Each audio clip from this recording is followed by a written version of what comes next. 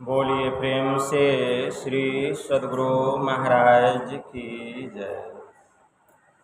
श्री सद्गुरु महाराज की जय। श्री सद्गुरु महाराज की। संत पलटू साहब की वाणी है कि पलटू सोवे मगन में साहिब चौकीदार, साहिब चौकीदार मगन हो सोवन लागे, दोनों पांव पसारी देखी के दुश्मन भागे। जाके सिर पर राम ताही के बाल न बांके, गाफिल में मैं रहो आपुनी आपुई ताके। सोच हमको नहीं सोच उनको है भारी, पल भर परे न भोर लेत है खबर हमारी। लाज तजा जिन राम पे डारी दियो सब भार, पलटू सोवे मगन में साहिब चौकीदार। संत पलटू साहब कहते हैं कि जो संत महात्मा होते हैं मगन होके सोए रहते हैं, लेकिन उनकी चौकीदारी कौन करते हैं? साहब चौकीदार, मतलब उनकी चौकीदारी परमात्मा करते हैं। साहब चौकीदार मगन होई सोवन लागे। जितना आप लोग हमारी चौकीदारी नहीं कीजिएगा, उससे कई गुना अधिक परमात्मा चौकीदारी करेंगे। और संत जो है मगन होई के सोए रहते हैं।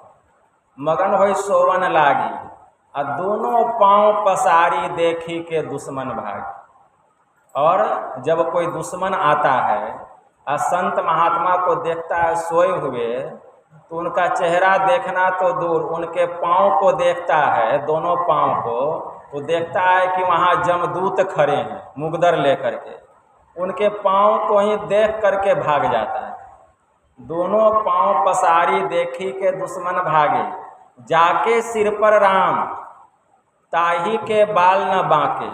जिसके ऊपर में परमात्मा की कृपा रहती है उसका कोई बाल बांका भी नहीं कर सकता। तो जाके सिर पर राम ताही के बाल न बांके, गाफिल में मैं रहो आपुनी आपुई ताके।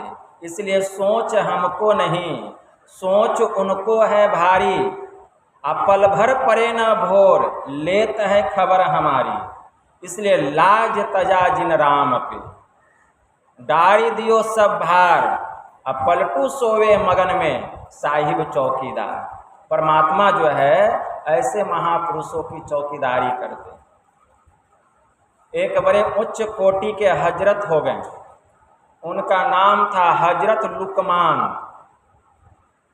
हजरत लुकमान के बेटे ने एक दिन अपने पिता से पूछा कि अब्बा जान यह बतलाइए कि अगर खुदा जब हमसे बहुत खुश हो जाए और कुछ मांगने के लिए कहे तो मैं पहली चीज़ उनसे क्या मांगूं? तो हजरत लुकमान कहते हैं, बेटा अगर खुदा बहुत प्रसन्न हो जाए और तुमको कुछ मांगने के लिए कहे तो तुम उनसे पहला परमार्थ का धन मांगना, कि मुझे आपके अलावा और कोई दूसरी वस्तु नहीं चाहिए। पुनः उनके पुत्र पूछते हैं कि ठीक है अब्बा जान, अगर खुदा कोई दूसरी चीज़ मांगने के लिए कहे तब मैं क्या मांगूं? तो हजरत लुकमान ने कहा, बेटा अगर खुदा दूसरी चीज़ मांगने के लिए तुमको कहे तो अपने खून और पसीने की कमाई मांगना। नेकी की कमाई, पवित्रता की कमाई, खून पसीने की कमाई। पुनः पूछते हैं उनके पुत्र कि अब्बा जान अच्छा यह बतलाइए, खुदा अगर तीसरी चीज़ मांगने के लिए कहे तब मैं उनसे क्या मांगूंगा? तो कहे कि बेटा अगर तीसरी चीज़ वह मांगने के लिए कहे तो उनसे तुम लज्जा मांगना, लज्जा मांगना। पुनः पूछते हैं वे अपने पिताश्री से कि अब्बा जान अच्छा यह बतलाइए, चौथी चीज़ खुदा अगर मांगने के लिए कहे तब मैं क्या मांगूं? तो कहते हैं अच्छा स्वभाव मांगना। कहे पिताश्री अगर पांचवी चीज़ मांगने के लिए कहे, तो कहे कि पांचवी चीज़ अगर मांगने के लिए कहे तो उनसे तुम पवित्रता मांगना। और बेटा जिनको ये 5 चीज़ें मिल जाती है उसको और कोई चीज़ की ज़रूरत नहीं होती, उसको और कोई चीज़ की ज़रूरत नहीं होती है। तो परमात्मा सब कुछ देने वाले, जो परमात्मा दे सकते हैं वह कोई भी नहीं दे सकता, कोई भी नहीं दे सकता। एक बड़े उच्च कोटि के महापुरुष हुए फकीर बाबा फरीद, बड़े उच्च कोटि के फकीर थे बाबा फरीद। बाबा फरीद अपने शिष्यों के साथ रास्ते से जा रहे थे, तभी उन्होंने देखा कि एक मालकिन जो है वह अपने नौकरानी पर चाबुक की वर्षा कर रही है, चाबुक से उसको मार रही है, वर्षा कर रही है कोड़े से। तो पता चला कि क्यों मार रही है, तो पता चला कि नौकरानी ने इतना मोटा सुरमा पीस दिया था मालकिन के लिए कि मालकिन के आंखों में वह सुरमा गर रहा था, इसीलिए उसको चाबुक से मार रही थी। बहुत वर्ष गुजर गए, बहुत वर्ष गुजर गए। एक दिन बाबा फरीद कब्रिस्तान के रास्ते गुजर रहे थे, तभी कब्रिस्तान में उनको एक मनुष्य की खोपड़ी मिली और उन्होंने देखा कि उस खोपड़ी में एक चिड़िया ने घोंसला बनाया है, उसी में बच्चे दिए हैं। बाबा फरीद उस खोपड़ी को उठा लिए और चिड़िया को उड़ा दिए, चिड़िया उड़ गई और उस खोपड़ी को ले करके आए अपने शिष्यों के पास और कहते हैं, जानते हो यह उसी सुंदरी की खोपड़ी है, उसी मालकिन की खोपड़ी है जो कि अपने नौकरानी के ऊपर में कोड़े की वर्षा कर रही थी। तो कितनी भी सुंदर कोई स्त्री क्यों न हो, उसको देख करके किसी का मन मोहित क्यों न हो जाए, लेकिन जब शरीर छूटता है तो फिर जो है उसकी वही दुर्दशा होती है कि उस खोपड़ी में पक्षी जो है घोंसले बनाते हैं, अंडे देते हैं, बाद में उसमें बच्चे होते हैं। तो फिर यह जो मनुष्य का शरीर है, यह कितना भी हम सुरमा लगा लें, लेकिन सुरमा लगाने से आँखों की सुंदरता नहीं होती है। आँखों की सुंदरता तब बढ़ती है जबकि इन आँखों से हम संत महापुरुषों का दर्शन करते हैं। संत महापुरुषों का दर्शन करने से ही आँखों की सुंदरता बढ़ जाती है। एक बड़े उच्च कोटि के फकीर हुए हजरत निजामुद्दीन औलिया, बड़े उच्च कोटि के संत थे और आज उन्हीं के नाम पर दिल्ली में एक रेलवे स्टेशन है जिसका नाम है हजरत निजामुद्दीन रेलवे स्टेशन। बड़े उच्च कोटि के पीर थे, फकीर थे। उनके 22 चेले थे। अब 22 चेला के मन में होता था कि हजरत साहब अपने बाद हमको गुरु गद्दी का उत्तराधिकारी बनाएंगे। 22 चेला के मन में यह बात बना हुआ रहता था। हजरत साहब अपने 22 चेले के मन की बात को जान गए और एक दिन उन्होंने अपने मुरीदों से कहा, शिष्यों से कहा कि चलो आज बाजार घूमने की इच्छा है। सभी शिष्य तैयार हो गए बाजार जाने के लिए। गुरु महाराज आगे आगे और शिष्य लोग पीछे पीछे। बहुत सारे लोगों की नज़र पड़ी। सब लोग गुरु महाराज को देख रहे हैं, उनके चेले को देख रहे हैं कि कभी गुरु महाराज बाजार नहीं घूमते थे, आज क्या बात है। अपने साथ साथ अपने 22 चेला को बाजार का सैर करवा रहे हैं। होते होते शाम हो गई बाजार घूमते घूमते। तो हजरत निजामुद्दीन औलिया जाते हैं एक वेश्यालय में। वहाँ वेश्या जो थी सिंगार पटार लगा करके बैठी हुई थी। हजरत निजामुद्दीन औलिया अपने 22 शिष्यों से कहते, तुम लोग यहीं ठहरो, मैं जरा ऊपर होके आता हूँ। अब 22 शिष्य के मन में हो गया कि क्या बात है, गुरु महाराज वेश्या के कोठे पर क्यों जा रहे हैं। खड़े रहे सब शिष्य। गुरु महाराज ऊपर गए। जब वेश्या की जो मालकिन थी वह देखी तो कहती है कि आज तो मेरा भाग्य जग गया। क्योंकि आप जैसे पीर आकर के मेरी पापिनी का यह जो कोठा है इसको पवित्र कर दी।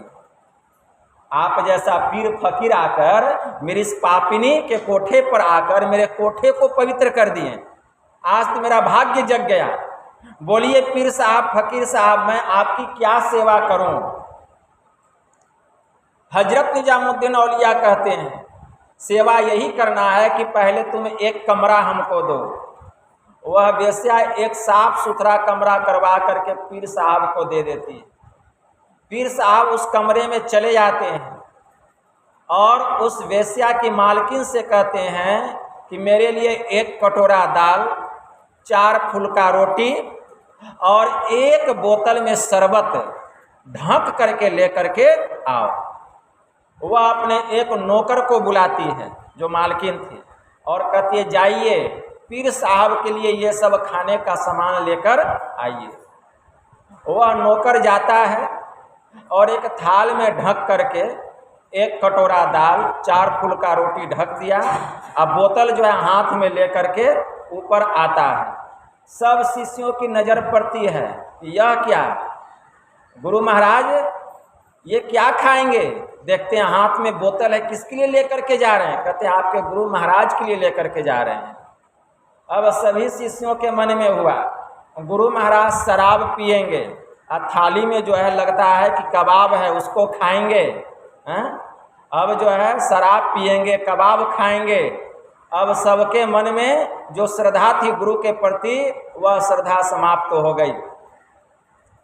सब लोग मन ही मन सोचने लग गए आज तो पीर की पीरी चली गई। इतने बड़े पीर थे, आज उनकी पीरी समाप्त हो गई। हम लोग तो समझते थे कि बहुत बड़े पीर हैं, बहुत बड़े फकीर हैं, लेकिन आज उनकी फकीरी निकल गई। आज पता चल गया कि वे कितने बड़े पीर हैं, कितने बड़े फकीर हैं। धीरे धीरे एक एक करके सब लोग टसकने लग गए और मन में सोचने लग गए कि हम लोगों ने व्यर्थ ही अपना इतना जीवन ऐसे पीर के पीछे समाप्त कर दिया। इससे तो अच्छा घर में हम लोग रहते।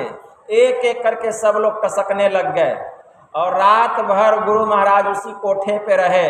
और जब सुबह हुआ तो सोचते हैं कि अब नीचे उतरेंगे। जब नीचे उतरने लगे तो देखते हैं कि फील्ड खाली है, मैदान खाली। केवल एक शिष्य रह गया था जिसका नाम था अमीर खुसरो। वही एक शिष्य रह गया था। जब हजरत निजामुद्दीन औलिया नीचे उतरते हैं तो अमीर खुसरो से पूछते हैं बेटा क्या बात है, सब लोग कहाँ चले गए? अमीर खुसरो कहते हैं गुरु महाराज जब आप ऊपर गए और आप कबाब मंगवाए, शराब मंगवाए तो लोगों के मन में हुआ आज हमारे पीर की पीरी निकल गई, उनकी फकीरी समाप्त हो गई। हम लोगों ने अपना जीवन व्यर्थ में ही ऐसे दुराचारी गुरु के संग में रह करके बर्बाद कर दिया, इसलिए सभी लोग चले गए। तो गुरु महाराज कहते तू क्यों नहीं गया, तू क्यों रुक गया, तुमको भी चले जाना चाहिए था। अमीर खुसरो कहते हैं कि गुरु महाराज मैंने सभी दिशाओं में अपनी नज़र दौड़ाई लेकिन मुझे आपके चरणों के अलावा कहीं स्थान दिखाई नहीं दिया। आपके चरणों के अलावा कहीं जगह नहीं मिला। हजरत निजामुद्दीन औलिया अमीर खुसरो को अपने सीने से लगा लिए और जैसे ही उनको अपने सीने से लगाएं अमीर खुसरो के भीतर की दिव्य दृष्टि खुल गई। जो कि कितना कोई तप करेगा, ध्यान करेगा तब भी वह दृष्टि नहीं खुलता है, लेकिन गुरु की कृपा से अमीर खुसरो की वह दृष्टि खुल गई। और गुरु महाराज लेके जाते हैं हजरत निजामुद्दीन औलिया अमीर खुसरो को और गुरु गद्दी पर ले जा करके बैठा देते हैं। और बैठा करके बहुत सारे उनके भक्त लोग आए हुए थे। हजरत निजामुद्दीन औलिया उनको बिठाकर हमेशा के लिए वहीं पर आंख बंद कर लेते हैं, अपने देह का परित्याग कर देते हैं। जैसे ही अमीर खुसरो देखते हैं कि गुरु महाराज अपने देह का परित्याग कर दिए, अमीर खुसरो के मुंह से यह अमृत वचन निकलता है, गौरी सोवे सेज पर मुख पर डारे केस, चल खुसरो घर आपने रैन भई चहुदेश। इतना कह करके अमीर खुसरो भी वहीं पर अपने देह का परित्याग कर देते। और अमीर खुसरो क्या कहते हैं इस पद के माध्यम से कि गौरी सोवे सेज पर गौरी कौन है? इस शरीर के भीतर में रहने वाला जीवात्मा। इस शरीर के भीतर में रहने वाला जो जीवात्मा है यह गौरी है। सेज क्या है? सुख मना ही सेज है। सुख मना ही सेज है। परम भक्ति मीराबाई कहती है, सेज सुषुम्ना मीरा सोवे, शुभ है आज घड़ी, सुखमन थाल हाथ में लिन्हा, शोभा अधिक भली। तो यह जो है सुषुम्ना सेज है, इसी सुषुम्ना रूपी सेज पर जीवात्मा रूपी गौरी सोई हुई है। तो गौरी सोवे सेज पर मुख पर डारे केस। तो जीवात्मा जो सुषुम्ना रूपी सेज पर सोई हुई है तो मुख पर डारे केस, उसके सामने क्या है? अंधकार रूपी पर्दा। यही है मुख पर डारे केस। आंख बंद करते हैं, क्या दिखाई देता है? अंधकार। यही है घना काला केस। तो गौरी सोवे सेज पर मुख पर डारे केस, चल खुसरो घर आपने। इसलिए खुसरो, अब तुम भी अपने घर चलो, क्योंकि गुरु महाराज का शरीर छूट गया। जिन आंखों ने जीवन भर इस परम पवित्र आत्मा का दर्शन किया और दर्शन करके इस आंखों को मैंने पवित्र किया, अब इस आंखों से संसार के विषय भोगी लोगों को देखकर मैं इस आंखों को अपवित्र नहीं करूंगा। उसी समय अमीर खुसरो अपने देह त्याग कर देते हैं। चल खुसरो घर आपने, अब तुम भी अपने घर चलो जहाँ से आए थे। रैन भई चहु देश, अब गुरु ही नहीं रहे तो यह देश हमारे लिए अंधकार पूर्ण हो गया, अंधकार में हो गया। और कहा जाता है कि जहाँ हजरत निजामुद्दीन औलिया की समाधि बनाई गई, उसी के बगल में अमीर खुसरो की भी समाधि बनाई गई। तो ऐसे ऐसे महापुरुष हो गए इस संसार में। ऐसे महापुरुषों को जानना पहचानना सबके बस की बात नहीं है। फूटी आंख विवेक की, सूझे न संत असंत, जाके 7-10-20 है ताको नाम महंत। ठीक है ना? तो ऐसे संत महंत नहीं होते हैं। आजकल हम देखते हैं जिसके पास 10-20 रंगीन गाड़ी है, हजारों चेला है, एकदम चमक धमक से रहते हैं, तो हम कहते हैं ये बहुत बड़े संत हैं। अरे संत कौन होते हैं? संत किसको कहा गया? संत कबीर साहब ने बड़ा अच्छा कहा। संत कबीर साहब कहते हैं कि फकीर कौन? अरे उदर समाता अन्न ले, तन ही समाता चीर, जीकर फारी कफनी करे ताका नाम फकीर। फकीर हम जब लिखते हैं तो कैसे लिखते हैं? आप फारसी भाषा में फकीर लिखिए। सबसे पहले लिखते हैं फे, उसके बाद लिखते हैं काफ, उसके बाद लिखते हैं ये, तब रे, तब हुआ फकीर। फे का अर्थ होता है फाका, फाका का अर्थ होता है उपवास, और उपवास का अर्थ होता है परमात्मा के सबसे समीप। उप का मतलब होता है समीप, वास का मतलब होता है रहना, जो परमात्मा के सबसे समीप रहते हैं। तो फकीर जो होते हैं वे परमात्मा के सबसे समीपवर्ती होते हैं, सबसे करीबी होते हैं। ऐसे होते हैं फकीर।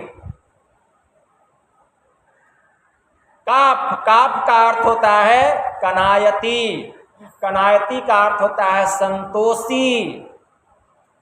जो संत होते हैं, जो फकीर होते हैं, बड़े कनायती होते हैं, बड़े संतोषी होते हैं। जितना मिल जाए उसी में संतुष्ट रहते हैं। एक बार हजरत इब्राहिम ने अपने शिष्यों से पूछा, बताओ साधु किसे कहते हैं, फकीर किसे कहते हैं? साधु किसको कहा गया, फकीर किसको कहा गया? उनके शिष्यों ने कहा, हजरत साहब मिल गया जो तो खा लिया, और नहीं मिला तो भूखे सो गया। अगर कुछ मिल गया तो खा लिए, और कुछ अगर नहीं मिला तो भूखे सो गए। वह है साधु, वह है फकीर। हजरत इब्राहिम ने कहा नहीं, अरे जो मिल गया उसे मिल बांट करके खाया, जो मिल गया उसको मिल बांट करके खाया, और अगर कुछ नहीं मिला तो खुदा का नाम लेकर के वह सोया कि हे प्रभु आज तुमने मेरे ऊपर में बड़ी मेहरबानी की, बड़ी रहमत की कि आज तुमने मुझे रोजा रखने का, उपवास रखने का अवसर प्रदान किया। वे होते हैं फकीर, वे होते हैं साधु। तो ऐसे जो फकीर होते हैं बड़े कनायती होते हैं, बड़े संतोषी होते हैं। संत कबीर साहब ने कहा, कबीरा साईं मुझको सूखी रोटी दई, चुपड़ी मांगत मैं डरूं, कहीं रूखी छिन न लोई।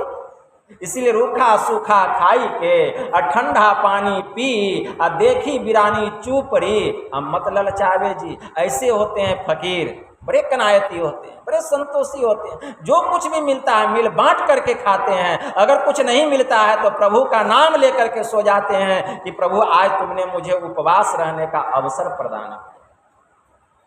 उसके बाद ये का अर्थ होता है याद इलाही। ऐसे जो फकीर होते हैं, ऐसे जो संत होते हैं, ऐसे जो पीर होते हैं, वे याद इलाही दिन रात प्रभु के याद में, उनके नाम में अपने चित्त को, अपनी सूरत को लगा करके रखते हैं, अपनी आत्मा को लगा करके रखते हैं। दिन रात वह इबादत में लगे रहते हैं, खुदा की इबादत में लगे रहते हैं। उनके नाम में अपने सूरत को, अपनी रूहानी को लगा करके रखते हैं। और रे का अर्थ होता है रियाज।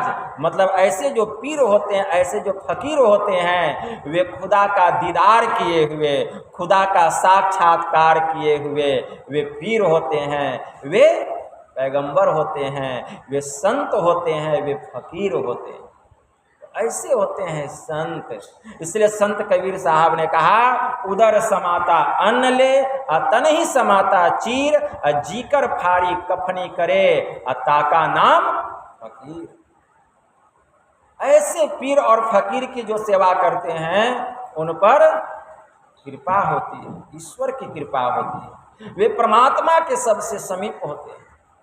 एक बादशाह था, वह एक जंगल में शिकार करने के लिए गया। उसने उस जंगल में देखा कि एक नन्हा मुन्ना 5 वर्ष का बालक एक घने जंगल में एक पेड़ के नीचे बैठ करके ध्यान कर रहा है। वह बालक देखने में बड़ा खूबसूरत था, देखने में बड़ा सुंदर था। जो कोई उस बालक को देख लेता वह मोहित हो जाता।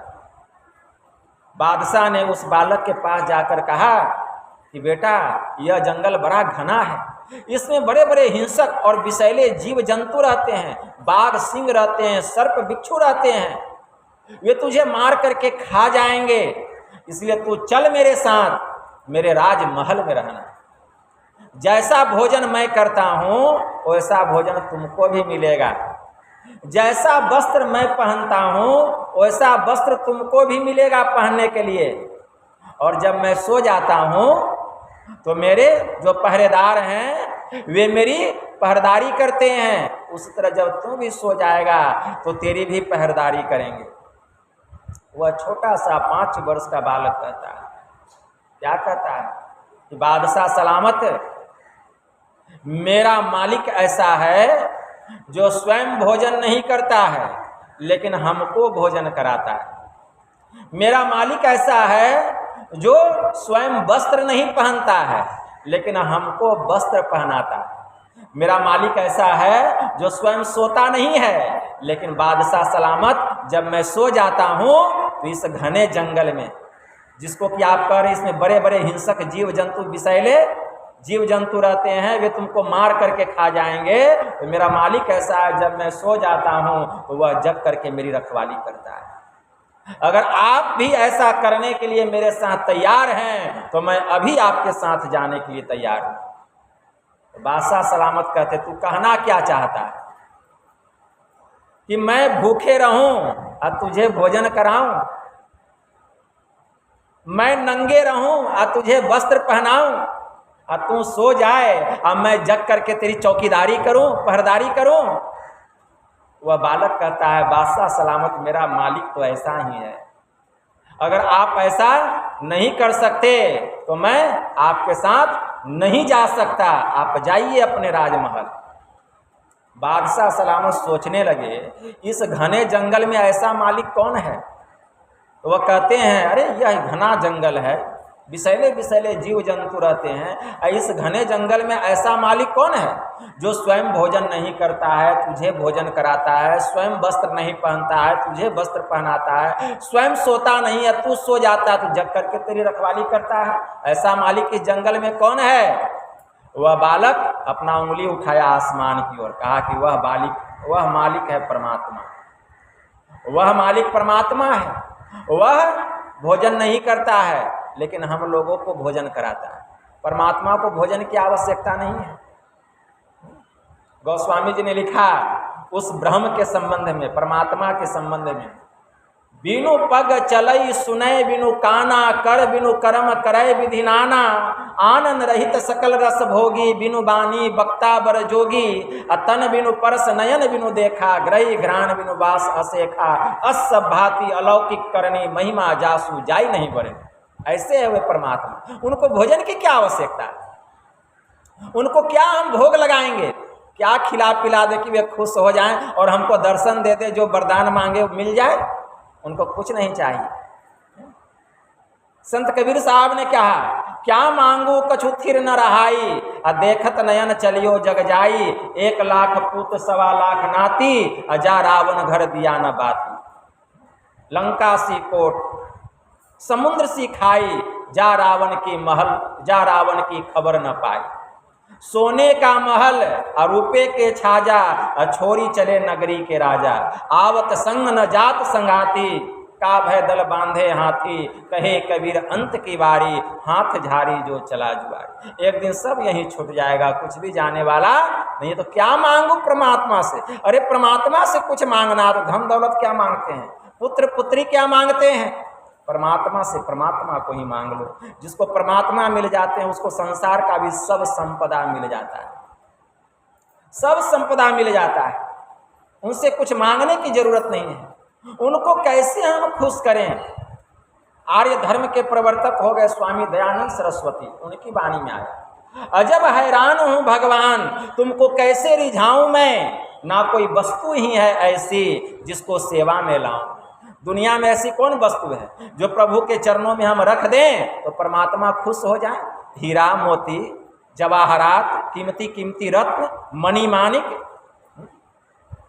स्वामी दयानंद सरस्वती जी महाराज कहते हैं, अजब हैरान हूं भगवान, तुझको कैसे रिझाऊं मैं, ना कोई वस्तु ही है ऐसी जिसे सेवा में लाऊं मैं। करूं किस तोर अवगाहन, तू मौजूद है हर जहां में, निरादर है तुझको बुलाने में अगर घंटी बजाऊं मैं। तुम ही हो मूर्तियों में और तुम ही व्यापक हो फूलों में, भला भगवान पर भगवान को कैसे चढ़ाऊं मैं। लगाना भोग क्या तुमको, ये भी अपमान करना है, जो सारे जग को खिलाता है उसको कैसे खिलाऊं मैं।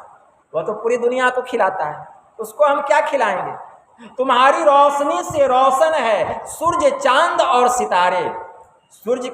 सूर्य के पास जो रोशनी है वह परमात्मा से मिल रहा है, चंद्रमा के पास जो चांदनी है वह परमात्मा से मिल रहा है। तो तुम्हारी रोशनी से रोशन है सूर्य चांद और सितारे, महा अंधेर है अगर तुमको दीपक दिखलाऊं। न बाहें है, न गर्दन है, न सीना है, न पेशानी, तू है निर्लेप नारायण स्वामी, तुझे कहाँ चंदन लगाऊं। वह जो परमात्मा है उसका शरीर नहीं है, हाथ पैर नहीं है, लेकिन वह सब कुछ करता है। बिनु पग चलई, सुने ना रामचरितमानस में, रामायण में आया, बिनु पग चलई, वह बिना पैर का चलता है। सुनय बिनु काना, उसको कान नहीं है लेकिन सब कुछ सुनता है। कर बिनु करम करय विधि नाना, उसको हाथ नहीं है लेकिन सब प्रकार का काम वह करता है। आनंद रहित असकल रस भोगी, उसको जिह्वा नहीं है लेकिन सब प्रकार का रसा स्वादन करता है, खट्टा मीठा तीता चरपरा सबका स्वाद वह लेता है। आनंद रहित सकल रस भोगी, बिनु बानी बक्ता बरजुग, उसका मुंह नहीं है लेकिन उसके जैसा बक्ता कौन है, उसके जैसा परवक्ता कोई नहीं।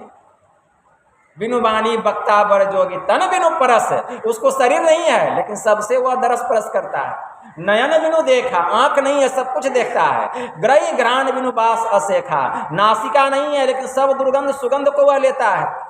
अस भांति अलौकिक करनी, महिमा जासु जाई नहीं बरनी।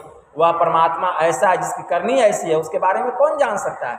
उसकी महिमा के बारे में बखान क्या किया जा सकता है।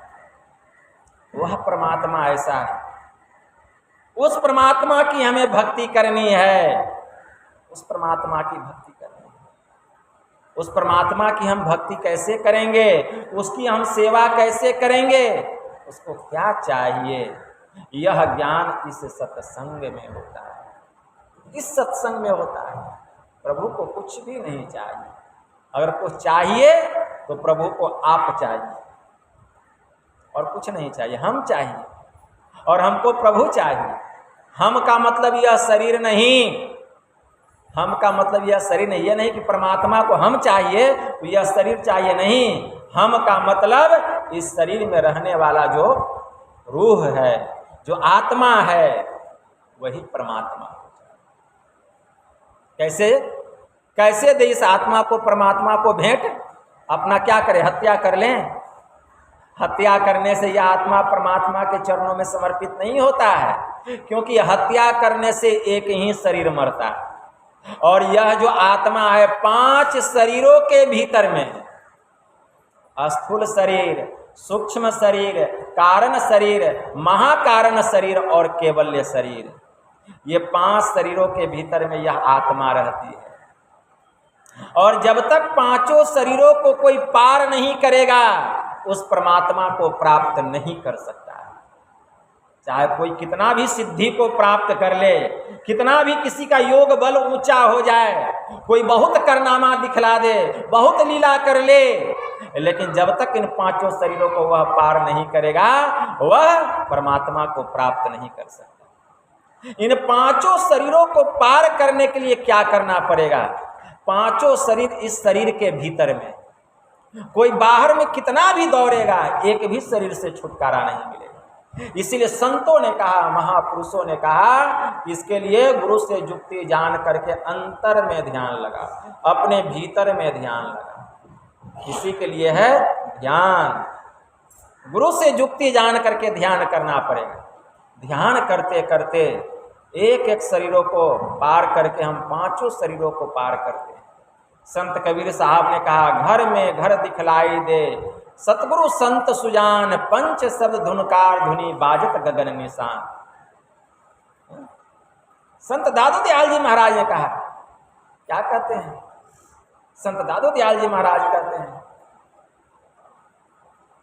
कि शरीर के भीतर में शरीर है, इस शरीर के भीतर में शरीर है, इसका पता कैसे चलेगा? इस शरीर के भीतर में शरीर है। संत दादू दयाल जी महाराज कहते हैं, 5 धोवे काया कपड़ा, नीके राम नाम कहतु है बपुरा, अब 5 धोवे काया कपड़ा। ठीक है ना? ये 5 जो कपड़ा है, इसको धो लो और उस परमात्मा को पालो। कैसे? इसके लिए योगिक क्रिया है, इसी के लिए मंत्र है बहुत सारा, संतों की वाणी है बहुत सारी, उपनिषद में बहुत सारी बातें हैं। इसी के लिए 5 शरीरों को पार करके उस परमेश्वर को पाने के लिए वेद में मंत्र आया। वेद भगवान उपदेश करते हैं, ओम युंजानः प्रथमं मनस्तत्वाय सविता धियम अग्निर ज्योतिर्निचाय पृथिव्या अध्याभरत। इस मंत्र के द्वारा वेद भगवान उपदेश करते हैं कि हे मनुष्यों, अगर तुम उस जगत प्रसव करता ईश्वर का तत्व ज्ञान प्राप्त करना चाहते हो, पहले बुद्धि योग करो, मतलब सत्संग करो। देखिए, रास्ता बतलाया गया उस प्रभु को पाने का।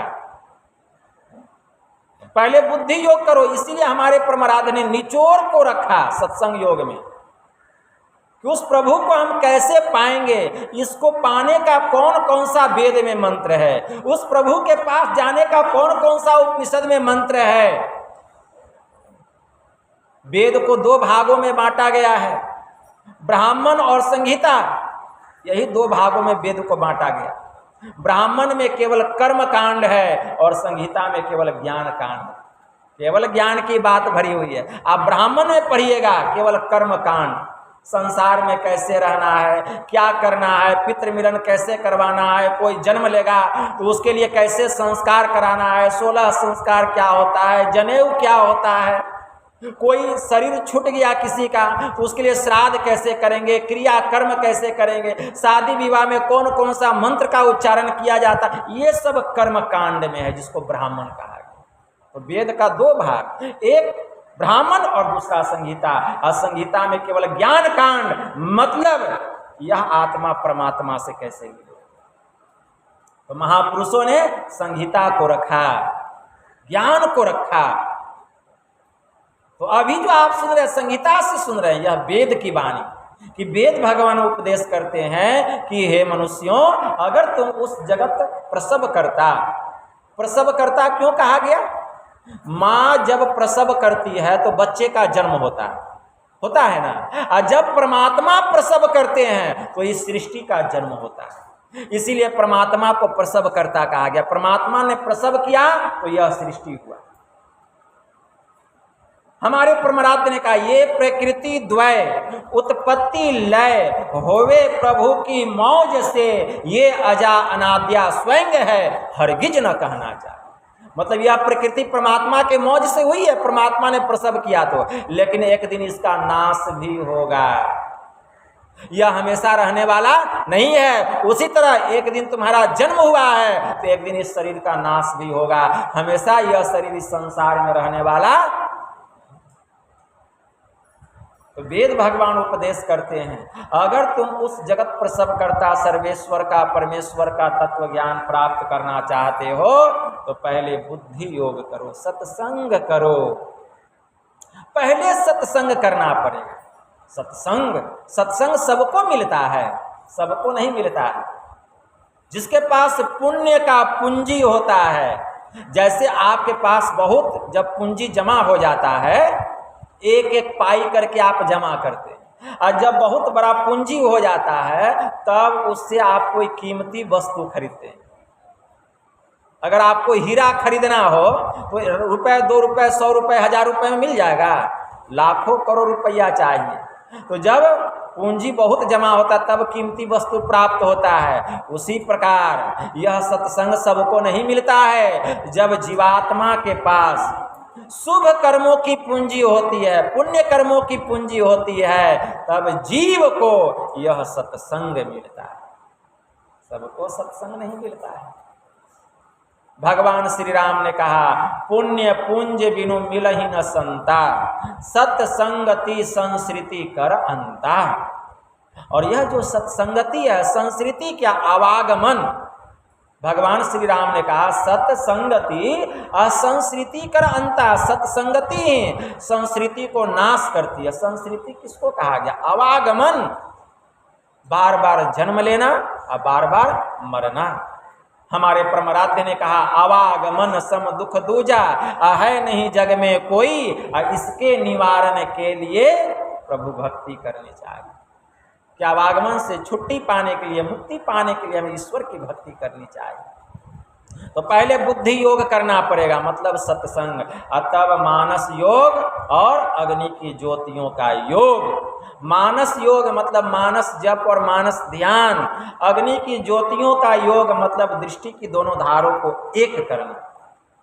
तो यह कला तो शास्त्र में भरा हुआ है। मानस योग करना मतलब मानस जप, मानस ध्यान कीजिए।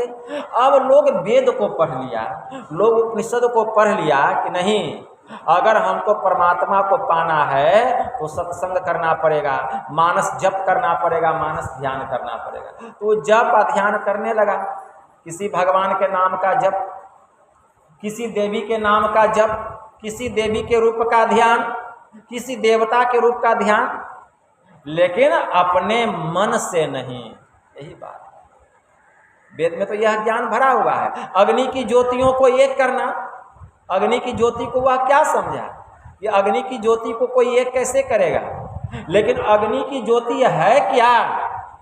जब तक सत्संग में नहीं आएंगे इसका भेद नहीं खुलेगा। अग्नि की ज्योति मतलब आंख से निकलने वाली जो दृष्टि की धार है, इन दोनों दृष्टि की धारों को एक करना। और आंख खोल करके कोई दृष्टि की दोनों धार को एक नहीं कर सकता, क्योंकि दृष्टि की दोनों धार समांतर रेखा में गमन कर रही है। कितना भी कोई गौर से कहीं देखेगा, दृष्टि मिलने वाली नहीं है। इसी के लिए क्रिया है जो गुरु बतलाते हैं, आंख बंद करना पड़ेगा। और आंख बंद करके जहां गुरु बतलाए हैं देखने के लिए, वहां आंख बंद करके देखना पड़ेगा। तब दृष्टि की दोनों धार एक होगी, तब अंधकार का मंडल फटेगा और हम अंधकार से प्रकाश मंडल में जाएंगे। तो भेद यह गुप्त पाना किसी ग्रंथ से, है असंभव समझ लो किसी संत से। संतों के शरण में जाना पड़ेगा। एक बात याद रखिए, संत सब नहीं होते, संत सब नहीं होते हैं। हम सबको कह देते ये संत हैं, ये संत हैं, साधारण बात है। हमारे परमाराध्य ने एक लाइन में कहा, शांति स्थिरता व निश्चलता को कहते हैं और शांति को जो प्राप्त कर लेते हैं वे संत कहलाते। एक लाइन में, शांति को जो प्राप्त कर लेते हैं वे संत कहलाते। जो शांति प्राप्त किए हुए महापुरुष हैं। और शांति प्राप्त किए हुए महापुरुष कौन होते हैं? शांति प्राप्त किए हुए, मतलब शांति किसको कहा गया ये भी समझना पड़ेगा। यह नहीं कि संसार की वस्तु मिल गई, जो हम चाहते थे संसार की वस्तु वह मिल गया तो शांति मिल गई, जी नहीं। हमको रुपए की जरूरत थी, रुपया मिल गया, शांति मिल गई। रुपया मिल गया, अब घर की जरूरत होगी, घर मिल गया, शांति हो गई। पुत्र नहीं है, पुत्र मिल गया, शांति हो गई। पोता नहीं है, पोता भी मिल गया, शांति हो गई। अरे संसार की वस्तु कितना भी मिल जाए शांति नहीं मिलती, बल्कि तृष्णा बढ़ती चली जाती, इच्छा बढ़ती चली जाती है। और तृष्णा बुझ नहीं सकती जो है इच्छाओं का दास। और सागर नदियां पी गई फिर भी बुझी नहीं प्यास।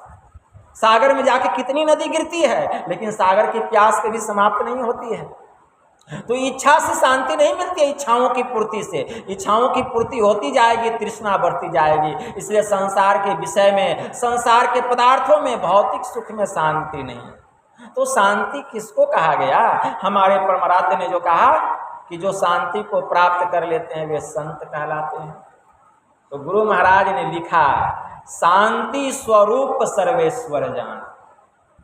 शांति स्वरूप सर्वेश्वर जानो, अशब्दातीत कही संत बखानो।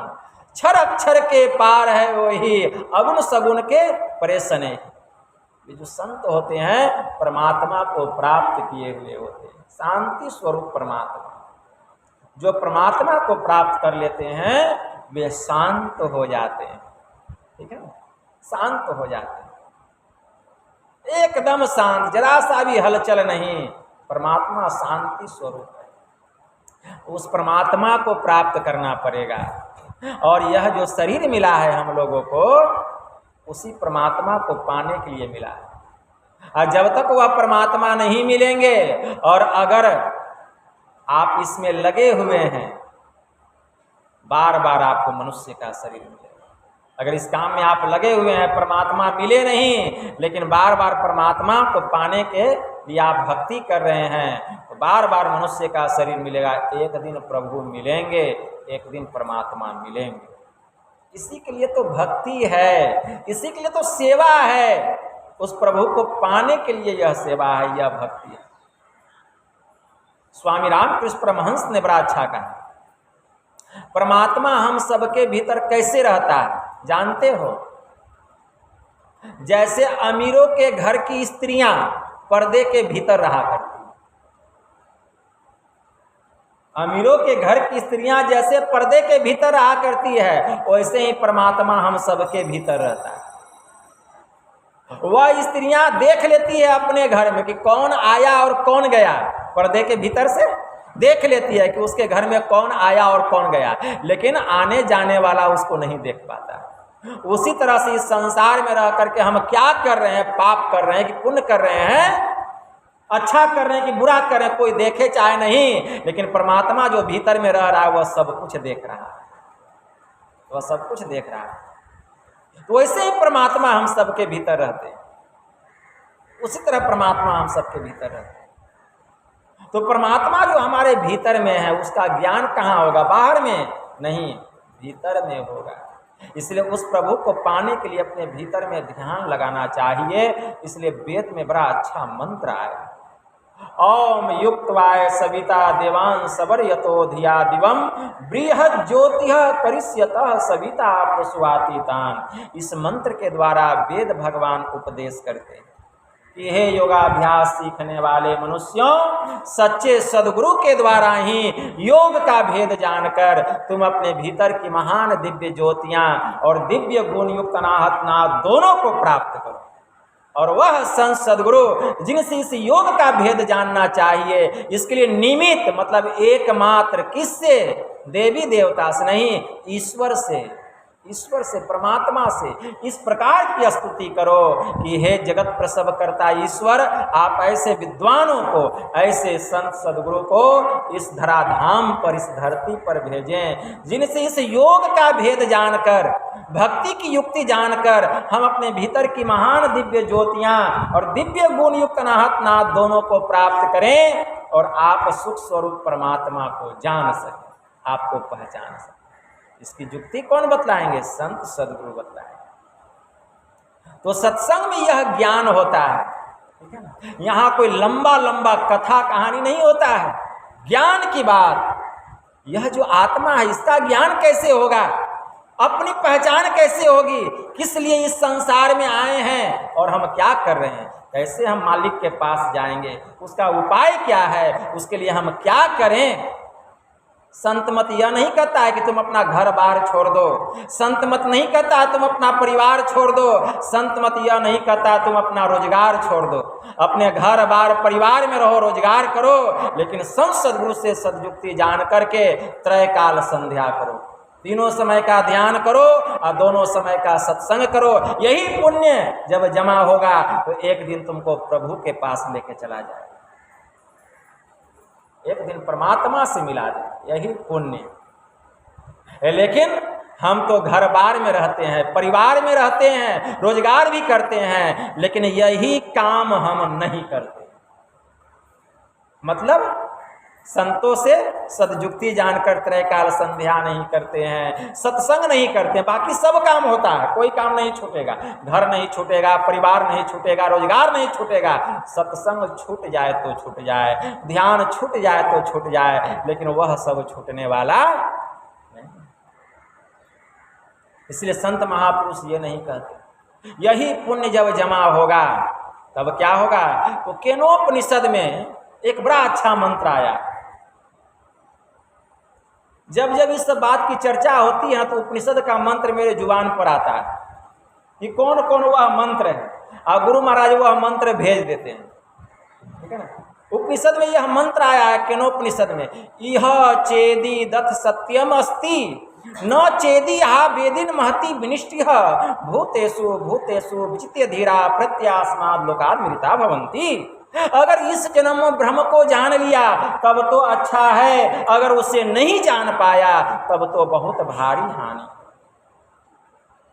अगर इस जन्म में ब्रह्म को जान लिया, पहचान नहीं लिया, अगर सुन करके भी जान लिया, बौद्धिक रूप में भी जान लिया, तब बहुत अच्छा है। क्यों अच्छा है? क्योंकि शरीर छूटेगा, फिर जीव को मनुष्य का शरीर मिलेगा। लेकिन अगर इस जन्म में उस ब्रह्म को सुन करके भी नहीं जाना, शरीर छूटेगा, कुत्ता के शरीर में चले जाएगा जीव, सांप बिच्छू के शरीर में चला जाएगा, कीड़ा मकोड़ा बन जाएगा।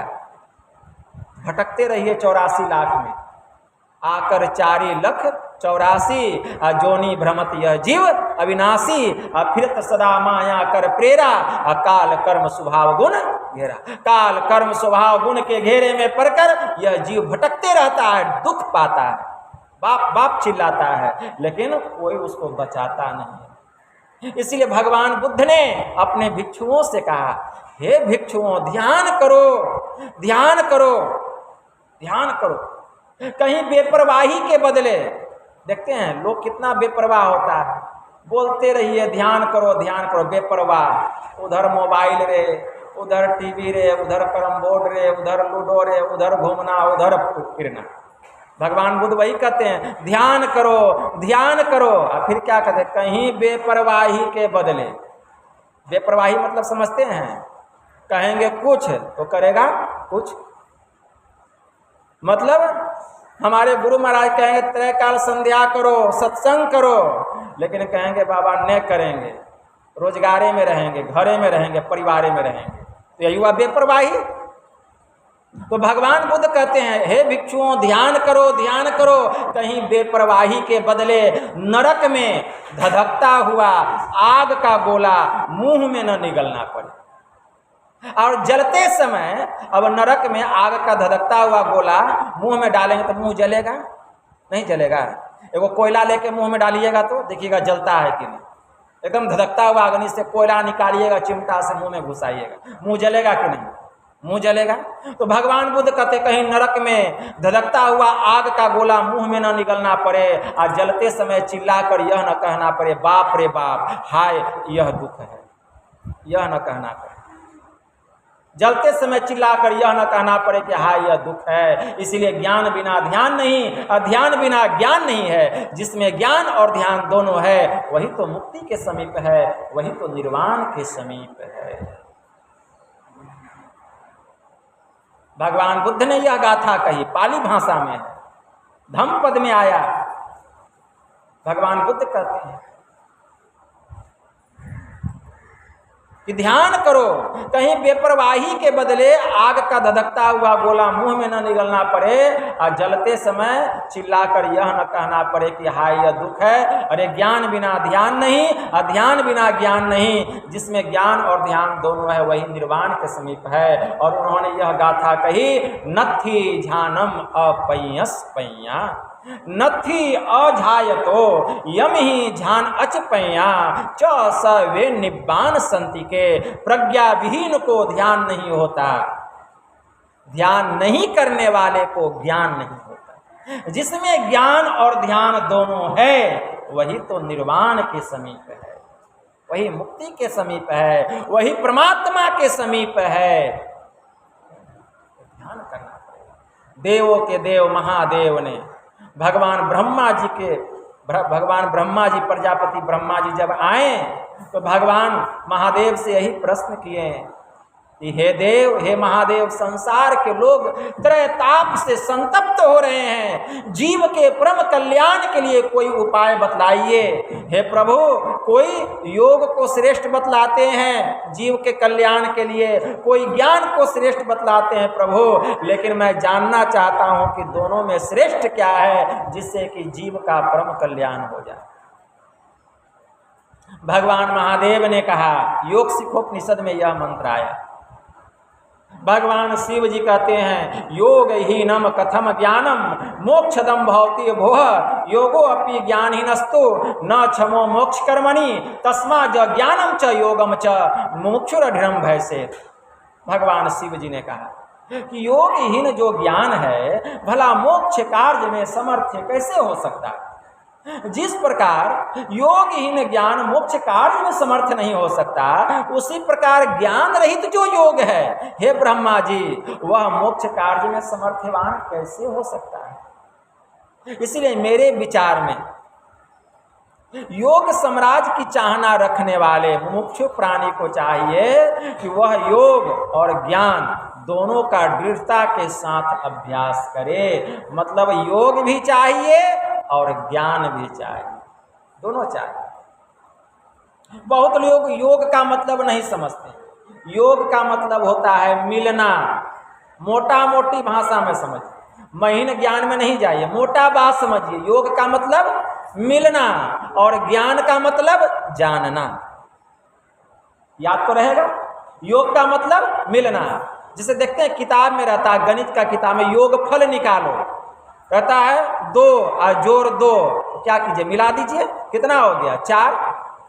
तो योग का मतलब होता है मिलना और ज्ञान का मतलब होता है जानना। अब यह समझिए कि योग का मतलब मिलना, किससे मिलना? परमात्मा से मिलना, परमात्मा से मिलना। ज्ञान का मतलब जानना, किसको जानना? परमात्मा को जानना, परमात्मा को जानना। तो ज्ञान जो है वह 2 तरह से होता है, एक होता है जानकर और दूसरा होता है पहचान कर। जानकर मतलब सुनकर, जैसे अभी हम कुछ कह रहे हैं और आप लोग सुन रहे हैं तो ज्ञान हो रहा है, जान रहे हैं, तो यह हुआ सुन करके जानना, ठीक है ना, सुन करके जानना। और एक होता है पहचान करके जानना। पहचान करके कैसे जानेंगे? सुन करके नहीं, पहचान करके जानना तब होगा जबकि हम साधन करेंगे, जब हम ध्यान करेंगे। गुरु महाराज से भजन भेद लेकर के जब हम ध्यान करेंगे, ध्यान करते करते जब 5 मंडलों को पार करेंगे, तब पहले अपने स्वरूप को जानेंगे, अपना पहचान होगा, फिर परमात्मा की पहचान होगी और फिर यह आत्मा और परमात्मा मिलके एक हो जाएगा। मतलब हम में और परमात्मा में कोई अंतर नहीं रह जाएगा। यह हुआ पहचान करके जानना। संत क्राइस्ट ने क्या कहा? God and I R one, मैं और मेरा प्रभु दोनों एक है, दोनों में कोई अंतर नहीं। God and I R one, मैं और मेरा प्रभु दोनों एक है।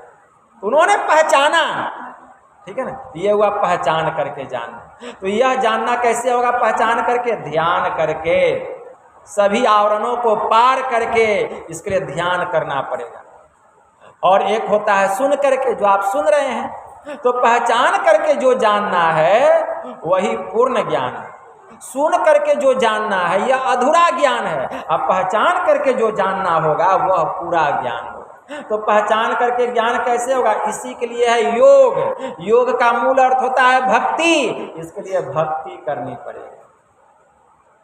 संत कबीर साहब ने कहा, भक्ति निसैनी मुक्ति की, असंत चरे सबधाए, जिन जिन मन आलस किया, जन्म जन्म पछताए। भक्ति बिना नहीं निस्तरे, लाख करे जो कोय, अशब्द स्नेही होए रहे, घर को पहुँचे सोए। जिसकी सूरत सार शब्द में लग जाएगी वो अपने घर चला जाएगा, मालिक के पास चला जाएगा। इसी के लिए भक्ति मतलब योग। योग का मतलब भक्ति। अब भक्ति करनी, हम भक्ति कैसे करें?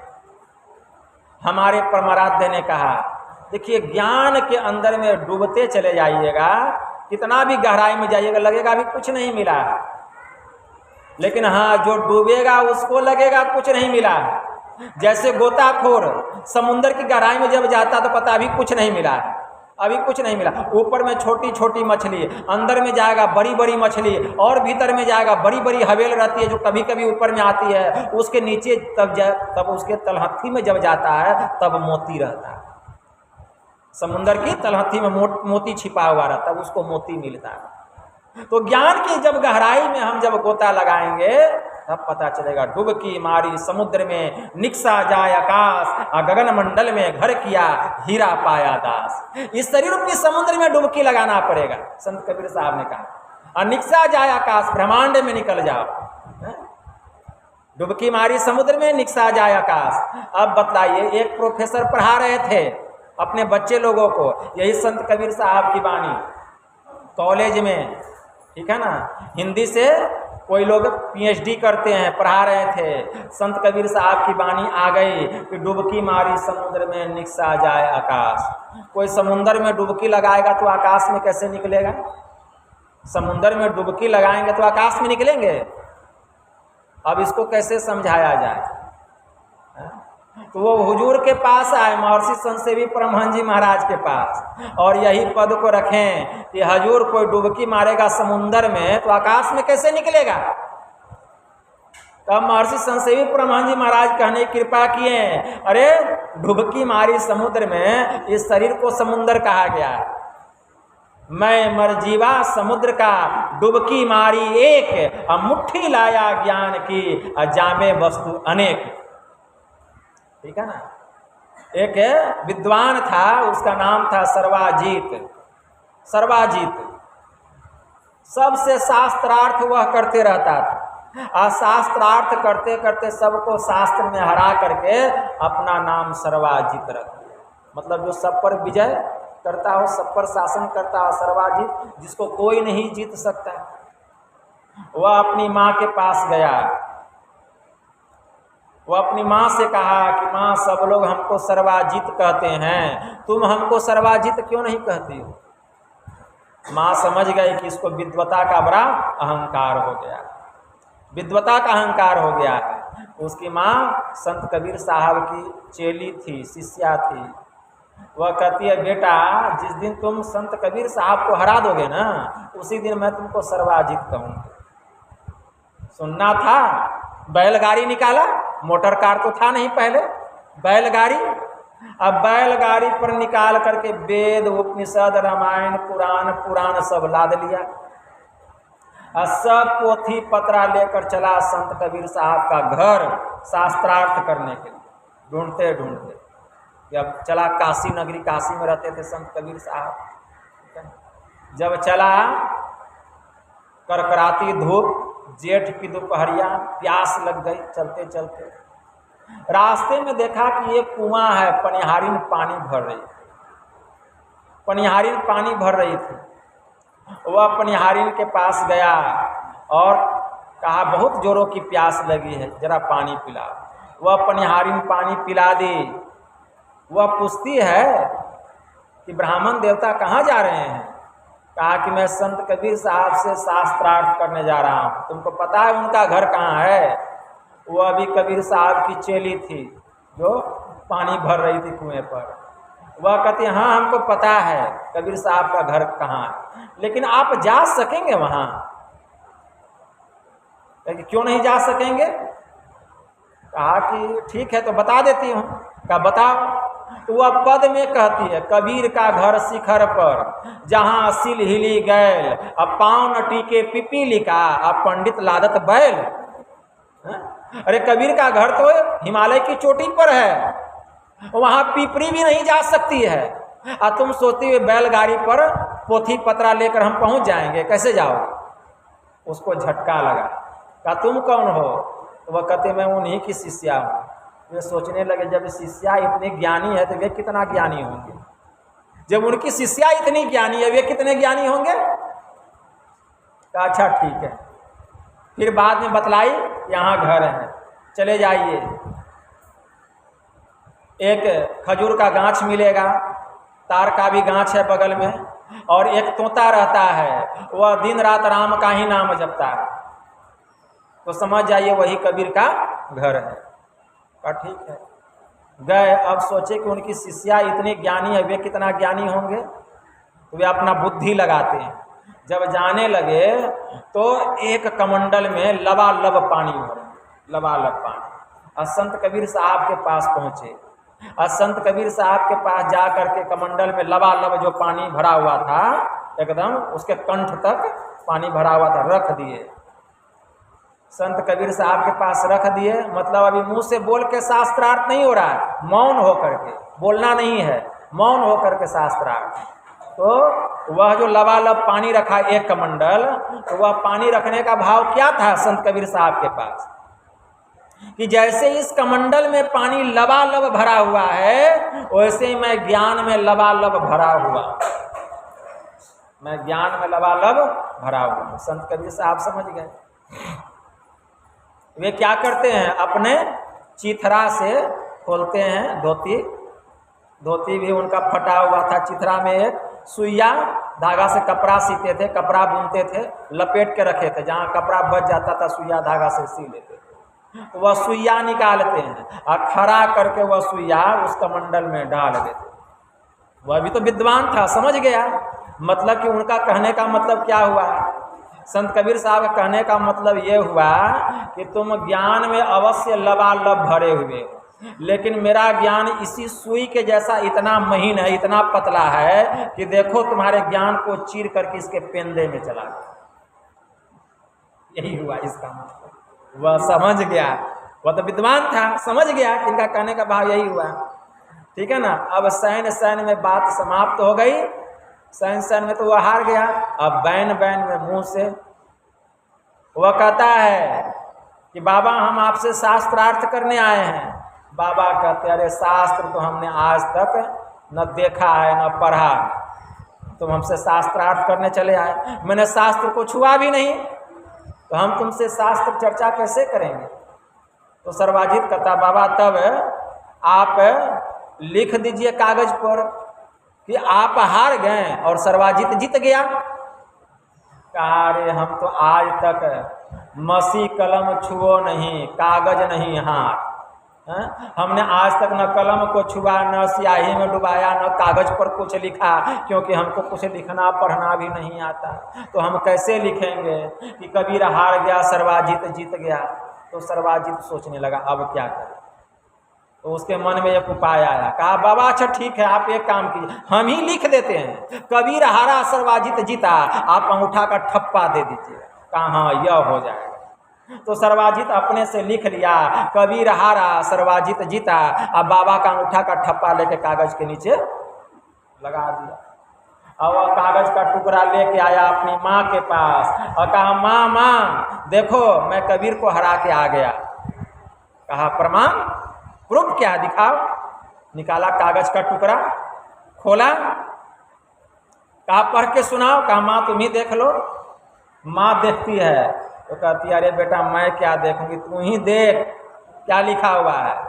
उसमें लिखा हुआ था, सर्वाजीत हारा कबीर जीता। अक्षरे उलट पुलट हो गया। तो सोचने लगा, लगता है लिखने में जो है ना मिस्टेक हो गया, ठीक है ना। फिर गया, फिर लिखा अपने से, कबीर हारा सर्वाजीत जीता। फिर अंगूठा का ठप्पा लिया, फिर आया, फिर माँ को दिखा। माँ कहती बेटा तू ही देख। फिर अक्षर उलट पुलट हो गया। है? क्या लिखा हुआ था कि कबीर जीता सर्वाजीत हारा। उनकी माँ कहती बेटा तुम कैसे महापुरुष से शास्त्रार्थ करने के चले गए हो। अरे वे साधारण पुरुष नहीं हैं, वे संत हैं, सबसे बड़े हैं संत। दूसरा नाम है, तीजे 10 अवतार तिन्हें प्रणाम है, ब्रह्मा विष्णु में सकल संसार है। अरे हारे पलटू सबके ऊपर संत मुकुट सरदार। भेष कैसा भी हो, अगर ऊंचा ख्याल है, दीन बाहर से दिखे भीतर से मालो माल। कोई कहता भिक्षु है, कोई कहे कंगाल है। अरे गुदरी पहने, उसके गुदरी में लाल। तो वह लाल क्या है गुदरी में? ज्ञान, परमात्मा रूपी लाल। सर्वाजीत समझ गया कि वे साधारण पुरुष नहीं है। वह हार मान लिया। उसकी माँ कही कि बेटा अगर उसके चरणों की धूलि तुमको मिल जाए तो इसी जन्म में बेटा तुमको मोक्ष मिल जाए। वे बड़े दयालु। सर्वाजीत दौड़ता हुआ गया और कबीर साहब के चरणों में जाकर के गिर गया। उसका अहंकार समाप्त हो गया और वह कहा कि बाबा मुझे आप आशीर्वाद दीजिए और मैं आपका शिष्य बनने आया हूँ, लेकिन बाबा मैं आपसे एक बात पूछना चाहता हूँ। तो बाबा कहते बोलो क्या पूछना चाहते हो। तो कहता बाबा आपने कौन सी समुंदर में डुबकी लगाई जो कि आप इतने बड़े ज्ञानी हो गए? कौन से समुंदर में? संत कबीर साहब कहते हैं मैं मरजीवा समुद्र का डुबकी मारी एक, और मुट्ठी लाया ज्ञान की जामे वस्तु अनेक। इतने बड़े ज्ञानी आप कैसे हो गए? तो बाबा ने कहा मैंने समुद्र में डुबकी लगाई और उसमें ज्ञान रूपी रत्न को निकाला और लेकर के आया। कहा बाबा आपने कौन समुद्र में डुबकी लगाई, हमको भी बता दीजिए, हम भी उस समुद्र में जाकर डुबकी लगाएंगे, हमको भी ज्ञान हो जाएगा। बाबा ने कहा अरे नहीं, कबीर काया समुद्र है, अंत न पावे कोय, अमृतक होई के जो रहे मानिक लावे सोए। अरे मैंने संसार के सागर में डुबकी नहीं लगाई, कबीर काया समुद्र है, यह शरीर ही समुद्र है, यह शरीर ही समुद्र है। डुबकी मारी एक, मैंने इसी शरीर रूपी दरिया में समुद्र में डुबकी लगाई और कबीर काया समुद्र है, डुबकी मारी एक मुट्ठी लाया ज्ञान की। इसी के भीतर से मैंने ज्ञान को लेकर के आया, संसार के लोगों में बांट दिया। जामे वस्तु अनेक, उसमें अनेकों वस्तु था। क्या था? ज्ञान था, योग था, भक्ति था, योग था, तप था, वैराग्य था, यही सब अनेक प्रकार की वस्तुएं उसमें थी।